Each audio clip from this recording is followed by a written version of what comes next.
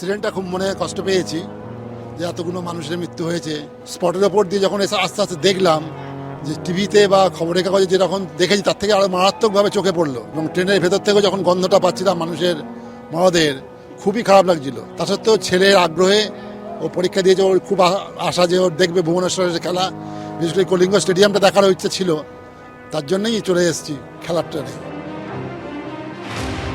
কটু গন্ধ নাকে যেতেই তারা টের পেয়ে গিয়েছিলেন অভিশপ্ত উপত্যকা পেরোচ্ছেন। অভিশপ্তই তো, একটা দুর্ঘটনা কেড়ে নিয়েছে 288 প্রাণ, এখনো নিখোঁজ অনেকে, গুরুতর আহতরাও লড়াই করছেন। বাহানাগা গ্রাম ওড়িশার যে প্রত্যন্ত অঞ্চলে কার্যত জট পাকিয়ে গিয়েছিল করমণ্ডল ও যশবন্তপুর এক্সপ্রেস এবং একটি মালগাড়ি, এখনো ধ্বংসস্তূপের মতো ছড়িয়ে ছিটিয়ে রয়েছে কামরাগুলো। গোটা এলাকায় দুর্গন্ধ, দেহ পচন ধরার বদঝাঁঝ।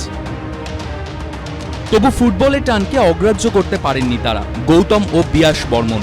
শুধুমাত্র ফুটবলের টানে উদ্বেগে রেল সফর যাত্রা করে বালিগঞ্জ থেকে ভুবনেশ্বরে পৌঁছে গিয়েছেন বাবা ও ছেলে, ইন্টারকন্টিনেন্টাল কাপে সুনীল ছেত্রীদের সমর্থনে গলা ফাটাবেন বলে। ওড়িশার এক প্রান্তে যখন মৃত্যু মিছিল, আরেক প্রান্তে তখন জীবনের স্বাভাবিক ছন্দে ফেরার স্বপ্ন দেখাচ্ছে ফুটবল। সমর্থকরা প্রার্থনা করছেন ভারতই যেন চ্যাম্পিয়ন হয়, তাতে যদি মানসিক যন্ত্রণা সামান্য হলেও কমে। সব খেলার সেরা বাঙালির তুমি ফুটবল, আর সেই ফুটবলের টানে বালিগঞ্জ থেকে ভুবনেশ্বর এসে পৌঁছেছে বিয়াস বাবাকে নিয়ে। বিয়াস এখন গ্যালারিতে বসে রয়েছে, আমরা একটু আড্ডা দেবো বিয়াসের সঙ্গে। বিয়াস, তোমার বাড়ি বালিগঞ্জে, সেখান থেকে কি শুধুমাত্র এই টুর্নামেন্টটা দেখার জন্যই এসেছো? হ্যাঁ, আমি এই খেলাটা আমার খুব দেখার ইচ্ছা ছিল। আমার বোর্ডস পরীক্ষা শেষ হয়েছে, যখন বাড়িতে ফ্রি বসে আছি, ভাবলাম ভুবনেশ্বরে খেলা হচ্ছে, কাছেই খেলা, গিয়ে দেখে আসি। আর ইন্ডিয়ার টিম খেলছে, সুনীল ছেত্রীর হয়তো এটা ঘরের মাঠে শেষ খেলা দেখবো, তাই চলে এলাম। যেরকম দেখা যাচ্ছে বিয়াস কিন্তু শুধুমাত্র ফুটবল খেলা দেখতে আসেনি, একেবারে ভারতীয় দলের যে নীল জার্সি, সেই জার্সি পরে এসেছে ভারতীয় দলকে চিয়ার করতে। তো এই ফিলিংটা কেমন মাঠে বসে খেলা দেখার? মাঠে বসে খেলা দেখার ফিলিং আলাদাই। নিজের টিম সামনে খেলছে, দেখতে ভালো লাগবে। ওরা যদি আরও ভালো খেলে, আলাদা পুরো এক্সপিরিয়েন্স একটা। ওড়িশার এক প্রান্ত যখন ফুটবল নিয়ে ফুটছে, তখন আর এক প্রান্তে কয়েকদিন আগেই একটা ভয়াবহ রেল দুর্ঘটনা হয়ে গেছে। কিন্তু সেই সব উপেক্ষা করে ফুটবলের টানে কিন্তু ট্রেনে করে সফর করে বালিগঞ্জ থেকে, অর্থাৎ কলকাতা থেকে ভুবনেশ্বর এসেছেন।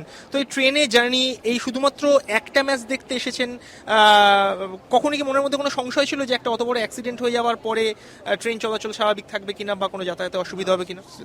অ্যাক্সিডেন্টটা খুব মনে কষ্ট পেয়েছি যে এতগুলো মানুষের মৃত্যু হয়েছে। আবার স্পটের ওপর দিয়ে যখন এসে আস্তে আস্তে দেখলাম যে টিভিতে বা খবরের কাগজে যেরকম দেখেছি তার থেকে আরও মারাত্মকভাবে চোখে পড়লো যে পরিস্থিতি, এবং ট্রেনের ভেতর থেকেও যখন গন্ধটা পাচ্ছিলাম মানুষের মরদেহের, খুবই খারাপ লাগছিল।